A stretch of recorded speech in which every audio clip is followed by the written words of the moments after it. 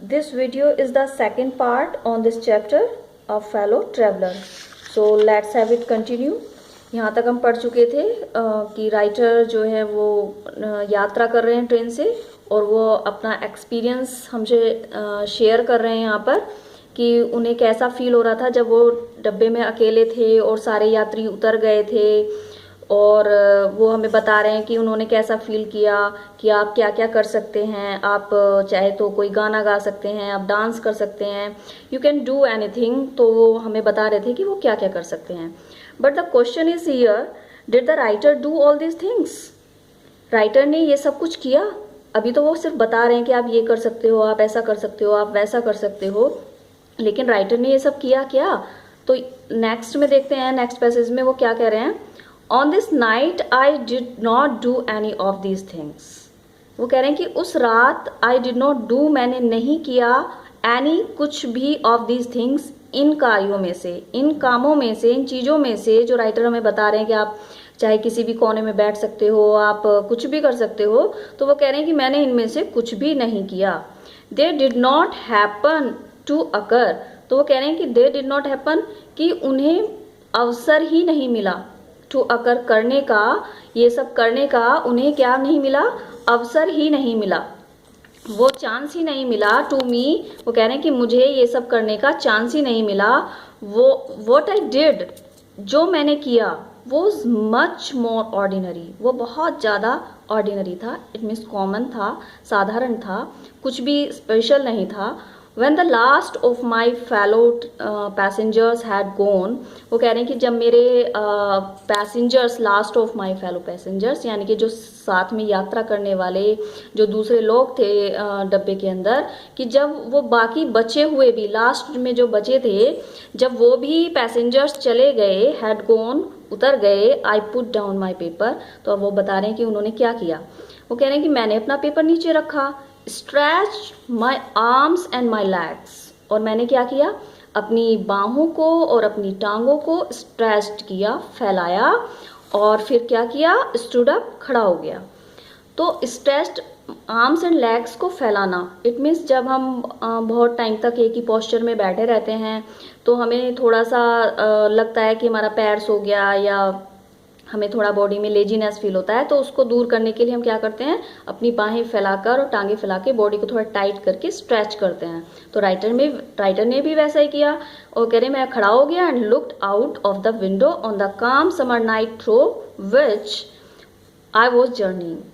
कह रही मैंने looked out of the window, मैंने विंडो के बाहर देखा, on the calm summer night, एक बहुत ही शांत गर्मी की रात थी, जिस रात, मतलब रात कैसी थी, समर, गर्मियों की, और काम एकदम शांत रात को मैंने विंडो के बाहर देखा, थ्रू विच, जिस रात आई वॉज जर्निंग, मैं यात्रा कर रहा था।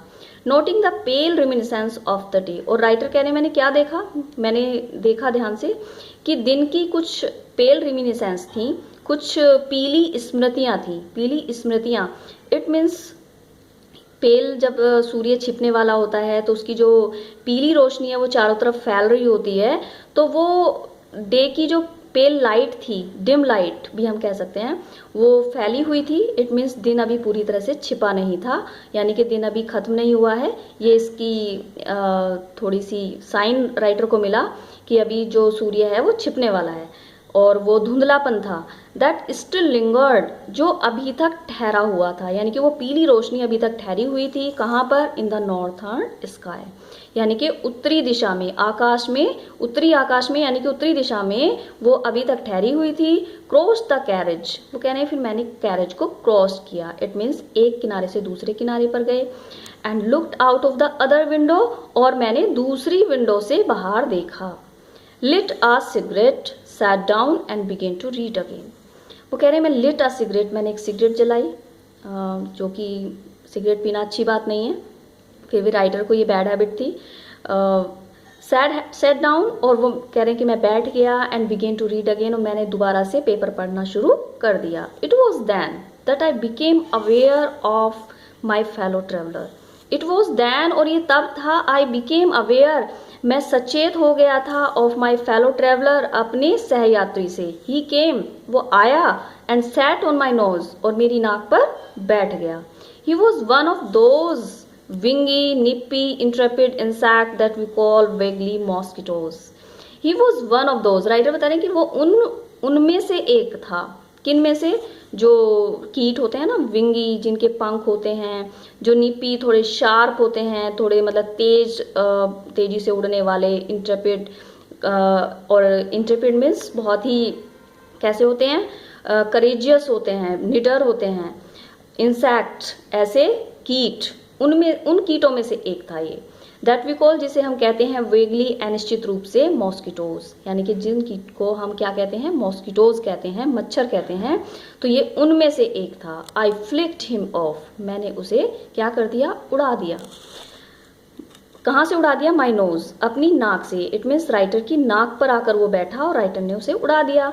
And he made a tour of the compartment, और फिर उसने क्या किया, मच्छर ने? मेड अ टूर, एक छोटी सी जर्नी उसने कंपार्टमेंट की ली, एक दौरा उसने पूरा डिब्बे का किया। कंपार्टमेंट मीन्स जो डिब्बा होता है रेल का, उसको कहते हैं। इन्वेस्टिगेटेड, और उसने जांच पड़ताल की, इट्स 3 डायमेंशंस, यानी कि तीनों दिशाओं की। डायमेंशंस क्या होती हैं? दिशाएं। तो तीनों दिशाओं की, यानी कि तीनों कोनों की उसने जांच पड़ताल की। अब 3 कोने, वैसे तो 4 कोने होते हैं, यानी इट मीन्स एक कोने में राइटर बैठा था और बाकी 3 कोनों को उसने इन्वेस्टिगेटेड किया। विजिटेड ईच विंडो, उसने हर विंडो को विजिट किया, हर विंडो पर वो गया। फ्लैटेड राउंड द लाइट, और लाइट के चारों ओर फड़फड़ाया। डिसाइडेड, और उसने निश्चय किया, that there was nothing so interesting as that large animal in the corner। वो राइटर कह रहे हैं कि उसने निश्चय कर लिया कि कुछ भी नहीं था, नथिंग, कुछ भी इतना इंटरेस्टिंग, इतना रुचिकर नहीं था, एज दैट लार्ज एनिमल, जितना कि वो विशालकाय जानवर। अब यहाँ विशालकाय जानवर किसको कह रहे हैं? राइटर खुद को कह रहे हैं कि मनुष्य एक एनिमल है ना। तो राइटर कह रहे हैं कि ये उस विशालकाय जानवर जैसा उसे कुछ भी इंटरेस्टिंग नहीं लगा किसी भी कोने में, जो उस कोने में बैठा हुआ विशालकाय जानवर लगा, यानी कि राइटर लगा। केम, वो आया, and had a look at my neck, और उसने मेरी नाक पर, गर्दन पर देखा, गर्दन की ओर देखा उसने। और फिर क्या किया उसने? आई फ्लिक्ड हिम ऑफ अगेन, तो वो कह रहे हैं मैंने उसको दोबारा से उड़ा दिया। जब वो आया और दोबारा से उसने गर्दन की तरफ देखा और बैठने वाला था, तो राइटर कह रहे हैं कि मैंने क्या किया, मैंने उसे दोबारा से उड़ा दिया।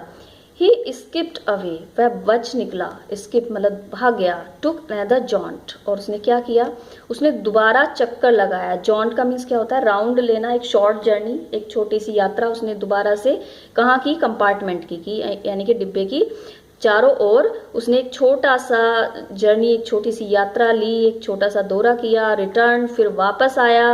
And seated himself impudently, seated means बैठ गया खुद, impudently, impudently means boldly, rudely, यानी कि बहुत ही ढीठता से, बहुत ही वीरता से, यानी कि निडरता से वो मेरे कहाँ बैठ गया? On the back of my hand, यानी कि मेरे हाथ के जो पिछला हिस्सा होता है, इट मीन्स ये वाला जो हिस्सा होता है हाथ, तो इस हाथ के इस हिस्से पर वो बैठ गया। It is enough I sad, बहुत हो गया, काफी हो गया, मतलब हद हो गई है। आई सैड, मैंने कहा। मैग्नेनिमिटी हैज इट्स लिमिट्स, उदारता की भी कोई सीमा होती है। मैग्नेनिमिटी मीन्स जनरसिटी, उदारता की भी कोई सीमा होती है। Twice you have been warned, 2 बार तुम्हें चेतावनी दी गई है। क्या चेतावनी दी थी राइटर ने? That I am someone in particular, कि मैं, I am someone in particular, यानी कि मैं कोई विशेष व्यक्ति हूँ, मैं मतलब दूसरों की तरह नहीं हूँ। It means I am special, यानी कि मैं स्पेशल हूँ, बहुत ही विशेष हूँ, मुझे ऐसा वैसा मत समझना।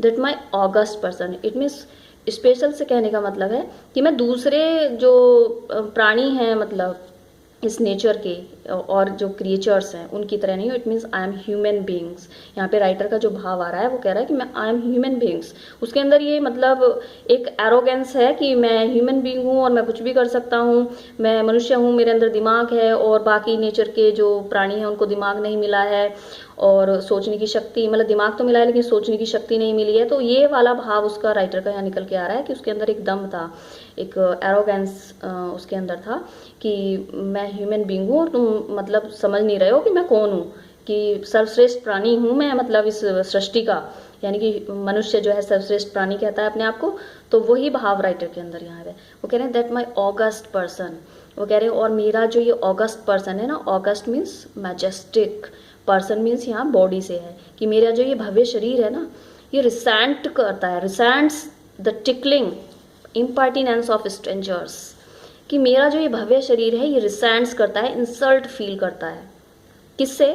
जो टिकलिंग है, जो तुम्हारी ये बहुत ही अनईजी करने वाली जो सेंसेशन है, जो आवाज़ है फड़फड़ाने की, इम्पर्टिनेंस, और इम्पर्टिनेंस मीन्स मतलब डिसरेस्पेक्ट को शो करती है। इम्पर्टिनेंस मीन्स होता है डिसरेस्पेक्ट, यानी कि किसी का सम्मान ना करना, ऑफ स्ट्रेंजर्स, और तुम्हारे जैसे अजनबी, मतलब उसको कह रहा है अजनबियों का, कि कोई भी अजनबी आके मतलब इस तरह की हरकत करे और डिसरेस्पेक्ट दिखाए, असम्मान करने वाली जो ये अनईजी करने वाली सेंसेशन है तुम्हारी, ये मेरे भव्य शरीर को अपमानित महसूस कराती है। यानी कि तुम कभी मेरी नाक पे आके बैठ जाते हो, कभी मेरी गर्दन पे आके बैठ जाते हो, तो तुम्हारी जो ये हरकतें हैं ना, ये असम्मानित करने वाली हैं, और ये सेंसेशन मतलब तुम्हारा जो फ्लटरिंग है, तुम्हारी जो आवाज़ है, वो मुझे क्या फील कराती है? रिसेंट कराती है, मुझे इंसल्ट फील कराती है मेरी बॉडी को।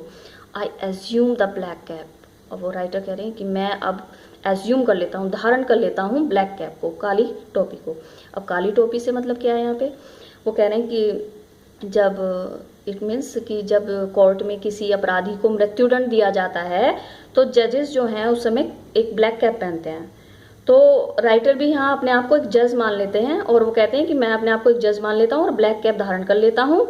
आई कंडेम्ड यू टू डेथ, और मैं तुम्हें मृत्युदंड सुनाता हूँ, मैं तुम्हें मृत्युदंड देता हूँ। अब राइटर यहाँ पे मतलब एक जज की तरह मृत्युदंड सुना रहे कि मैं तुम्हें मृत्युदंड देता हूँ। Justice demands it and the court awards it. ये जो लाइन है बच्चों, ये बहुत ही फेमस लाइन है, और ये लाइन आपके सिलेबस में आप पढ़ रहे हो, एक ड्रामा है शेक्सपियर का, द मर्चेंट ऑफ वेनिस। तो उसके एक्ट 4 में जो कोर्ट सीन चलता है, जिसमें शाइलॉक ने मुकदमा दायर किया हुआ है एंटोनियो पर, तो वहाँ पर ये बात बोली जाती है कोर्ट के अंदर, उसमें द मर्चेंट ऑफ वेनिस में। तो ये राइटर ने वहीं से ही लिया है। इससे पता चलता है राइटर ने भी शेक्सपियर को बहुत पढ़ा है और काफ़ी पसंद है। तो कह रहे हैं जस्टिस डिमांड्स इट्स, वहाँ पे ये जस्टिस की जगह लॉ है और डिमांड्स की जगह अलाउज है। तो यहाँ पे जस्टिस का मीन्स न्याय, डिमांड्स इट, न्याय इसकी मांग करता है और कोर्ट इसे अवार्ड देता है, यानी कि न्यायालय जो है वो इसको क्या कर देता है? पुरस्कृत करता है। बच्चों आज इस वीडियो में हम यहीं तक ही कवर करेंगे, इसके बाद थर्ड पार्ट में आगे कवर करेंगे, ठीक है? तो आप इसको, आई होप कि आपको समझ में आ गया होगा। Thank you for watching my video.